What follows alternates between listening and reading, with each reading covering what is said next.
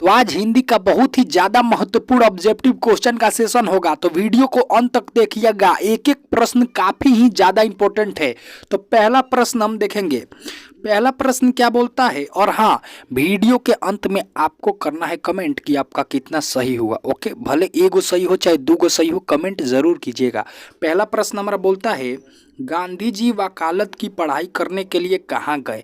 मतलब गांधी जी वकीली के पढ़ाई करने के लिए कहाँ गए थे। ए ऑप्शन है अमेरिका में, बी ऑप्शन है लंदन में, सी ऑप्शन है दक्षिण अफ्रीका में, डी ऑप्शन है ब्राजील में।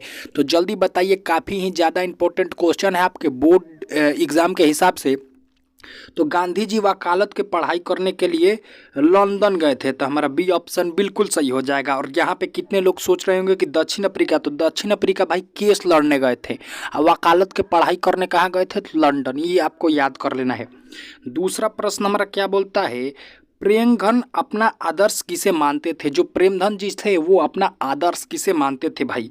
तो ए ऑप्शन है महात्मा गांधी को, बी ऑप्शन है कुमार विश्वास को, सी ऑप्शन है रविन्द्रनाथ टैगोर को, और डी ऑप्शन है भारतेंदु हरिश्चंद्र को। तो जल्दी बताइए, प्रेमधन अपना आदर्श किसे मानते थे। तो प्रेमधन अपना आदर्श भारतेंदु हरिश्चंद्र को मानते थे। तो हमारा डी ऑप्शन बिल्कुल सही हो जाएगा, आपको याद कर लेना है। आइए देखते हैं तीसरा प्रश्न को। तीसरा प्रश्न क्या बोलता है, दही वाली मांगमा कहानी किसे संदेश देता है। ये प्रश्न काफी ही ज्यादा इंपॉर्टेंट है कि दही वाली मांगमा कहानी किसे संदेश देता है। ए ऑप्शन है माताओं को, बी ऑप्शन है पुत्रों को, सी ऑप्शन है बहुओं को, डी ऑप्शन है छात्रों को। तो अगर आप बिहार से होंगे तो भाई ये दही वाली मांगमा पाठ बहुओं को मतलब पतोह लोग को संदेश देता है। तो जो हमारा सी ऑप्शन होगा वो बिल्कुल ही सही हो जाएगा, बहुओं को। अब चौथा प्रश्न हम देखते हैं। चौथा प्रश्न क्या बोलता है, आध्यात्मिक शिक्षा से गांधी जी को क्या तात्पर्य है। जल्दी बताइए, आध्यात्मिक शिक्षा से गांधी जी का क्या तात्पर्य है। तो आध्यात्मिक शिक्षा से गांधी जी का हृदय की शिक्षा का तात्पर्य है हमारा। तो ये ऑप्शन बिल्कुल ही सही हो जाएगा। आइए देखते हैं पांचवा प्रश्न। पांचवा प्रश्न भी काफ़ी ही ज़्यादा इंपॉर्टेंट है आपके बोर्ड एग्जाम 2025 के लिए, कि झोले में कितनी मछलियाँ थी। कमेंट करना है जरूर कि आपका कितना सही हुआ। वीडियो के अंत तक देखिएगा, सारा प्रश्न काफ़ी इंपॉर्टेंट है। तो ए ऑप्शन है 2, बी ऑप्शन है 3, सी ऑप्शन है 4, डी ऑप्शन है 5। तो जल्दी से बताइए झोले में कितनी मछलियाँ थी। तो झोले में 3 मछलियाँ थी। तो हमारा बी ऑप्शन बिल्कुल ही सही हो जाएगा। ये देखते हैं छठवां प्रश्न को। छठवां प्रश्न क्या बोलता है, ये प्रश्न 2022 बोर्ड एग्जाम में पूछा गया था कि कासू मदन के साथ किस खेल में शरीक होना चाहता था। मतलब किस खेल में शरीक का मतलब शामिल, तो किस खेल में शामिल होना चाहता था। ए ऑप्शन है क्रिकेट में, बी ऑप्शन है हॉकी में, सी ऑप्शन है बैडमिंटन में, डी ऑप्शन है लट्टू में। तो जल्दी बताइए, कासू मदन के साथ किस खेल में शरीक होना चाहता था। तो लट्टू के खेल में। तो हमारा डी ऑप्शन बिल्कुल सही हो जाएगा। आइए देखते हैं सातवें प्रश्न को। सातवां प्रश्न क्या बोलता है, जार शाही कहाँ पर थी। ए ऑप्शन है भारत में, बी ऑप्शन है ब्राजील में, सी ऑप्शन है सोवियत रूस में, डी ऑप्शन है अमेरिका में। तो जल्दी बताइए कि जार शाही कहाँ पर थी। तो देखिए, जार का मतलब सम्राट होता है, कहाँ पर, रूस में। तो जार शाही कहाँ थी, तो सोवियत रूस में। तो हमारा सी ऑप्शन बिल्कुल सही हो जाएगा। आइए देखते हैं आठवें प्रश्न को। आठवां प्रश्न भी काफ़ी ही ज़्यादा इंपॉर्टेंट है। मराठी, नेपाली, नेवारी भाषा की लिपि क्या है। तो मैं आपसे बता दूं, वो चाहे मराठी भाषा हो, वो चाहे हिंदी भाषा हो, वो चाहे नेपाली भाषा हो, चाहे वो नेवारी भाषा हो, इस सब का जो लिपि है ना वो देवनागरी है। तो जो हमारा डी ऑप्शन होगा वो बिल्कुल ही सही हो जाएगा। आइए देखते हैं नौवें प्रश्न को। नौवां प्रश्न क्या बोलता है, विनोद कुमार शुक्ल किसी कृषि विश्वविद्यालय के एसोसिएट प्रोफेसर बने। जल्दी बताइए, जो विनोद कुमार शुक्ल थे वो किस कृषि विश्वविद्यालय के एसोसिएट प्रोफेसर बने। ये ऑप्शन है संजय गांधी, बी ऑप्शन है राजीव गांधी, सी ऑप्शन है इंदिरा गांधी विश्वविद्यालय, डी ऑप्शन है फिरोज गांधी विश्वविद्यालय। तो जल्दी बताइए, विनोद कुमार शुक्ल किस कृषि विश्वविद्यालय के एसोसिएट प्रोफेसर बने। तो इंदिरा गांधी विश्वविद्यालय के एसोसिएट प्रोफेसर बने। तो हमारा सी ऑप्शन बिल्कुल सही हो जाएगा। आइए देखते हैं 10वें प्रश्न को। 10वां प्रश्न क्या बोलता है, बाबा साहेब अम्बेडकर का जन्म किस राज्य में हुआ था। ए ऑप्शन है मध्य प्रदेश में, बी ऑप्शन है बिहार में, सी ऑप्शन है उत्तर प्रदेश में, डी ऑप्शन है बंगाल में। तो जल्दी बताइए, बाबा साहेब अम्बेडकर का जन्म किस राज्य में हुआ था।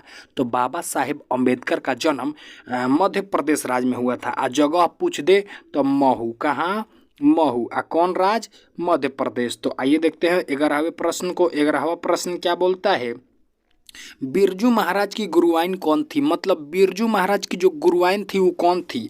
तो ए ऑप्शन है उसकी माँ, बी ऑप्शन है उसकी चाची, सी ऑप्शन है निर्मला जी, डी ऑप्शन है कपिला जी। तो देखिए, बिरजू महाराज की गुरुवाइन कह लीजिए चाहे बिरजू महाराज की जज, एवं परीक्षा में सवाल आता है कि बिरजू महाराज की जज कौन थी? तो बिरजू महाराज के जज या गुरुवाइन एकोगे थी। कौन? उनकी माँ। तो जो हमारा ये ऑप्शन होगा वो बिल्कुल ही सही हो जाएगा। आइए देखते हैं 12वें प्रश्न को। 12वां प्रश्न क्या बोलता है? बहादुर कैसी कहानी है? ए ऑप्शन है ऐतिहासिक, बी ऑप्शन है मनोवैज्ञानिक, सी ऑप्शन है सामाजिक, डी ऑप्शन है वैज्ञानिक। तो जो बहादुर है ना, एगो सामाजिक कहानी है भाई, एगो समाज को संदेश देता है। तो जो हमारा सी ऑप्शन होगा वो बिल्कुल सही हो जाएगा। आइए देखते हैं 13वें प्रश्न को। 13वां प्रश्न क्या बोलता है? शागिर्द का अर्थ क्या होता है? ए ऑप्शन है अभिनेता, बी ऑप्शन है गायक, सी ऑप्शन है शिष्य, डी ऑप्शन है दोस्त। तो जल्दी बताइए शागिर्द का अर्थ क्या होता है? तो देखिए, शागिर्द का अर्थ होता है चेला। चेला के एथी जन तनी अच्छा हिंदी में क्या कहा जाता है? तो चेला को कहा जाता है शिष्य। तो हमारा सी ऑप्शन बिल्कुल ही सही हो जाएगा। आइए देखते हैं 14वें प्रश्न को। 14वां प्रश्न क्या बोलता है? सेन साहेब की कितनी लड़कियां थी? भाई क्वेश्चन छोट है लेकिन बहुत बार आपके एग्जाम में आता है कि सेन साहेब की कई गो लड़की थी। तो ये ऑप्शन है 3, बी ऑप्शन है 5, सी ऑप्शन है 4, डी ऑप्शन है 6। तो देखिए, सेन साहेब के 5 गो लड़की थी। कई गो? 5 गो। तो हमारा बी ऑप्शन बिल्कुल सही हो जाएगा। और उसका जो एगो बेटा था वो बहुत माने बानर लड़का था जिसका नाम था खोखा, आकाशु। दोनों एक का नाम था। ये भी आपको साथ में याद कर लेना है। तो आइए देखते हैं 15वें प्रश्न को। 15वां प्रश्न क्या बोलता है? महाविद्यालय से कौन सा पाठ संकलित है? संकलित मतलब महाविद्यालय पाठ से कौन सा पाठ इसमें से लिया गया है? तो ए ऑप्शन है मछली, बी ऑप्शन है विष के दांत, सी ऑप्शन है बहादुर, डी ऑप्शन नागरी लिपि। तो देखिए, महाविद्यालय पाठ से जो मछली पाठ है ना वो संकलित है, मतलब लिया गया है। बहुत ही इंपॉर्टेंट क्वेश्चन है। तो हमारा ये ऑप्शन बिल्कुल सही हो जाएगा। आइए देखते हैं 16वें प्रश्न को। 16वां प्रश्न क्या बोलता है? दिनकर जी की रचना कौन सी है?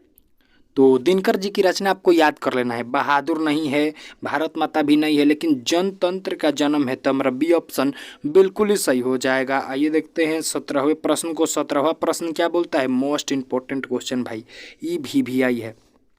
उर्वशी किसकी कृति है आपको बताना है।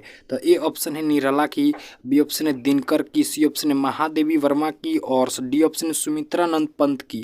तो देखिए, उर्वशी जो रचना है ना वो दिनकर जी की बहुत ही फेमस रचना है। तो जो हमारा बी ऑप्शन होगा वो बिल्कुल ही सही हो जाएगा। आइए देखते हैं 8वां प्रश्न। 8वां प्रश्न क्या बोलता है? 2022 और 23 में पूछा गया था ये प्रश्न कि किस देश के लोग बड़े बड़े नख पसंद करते हैं?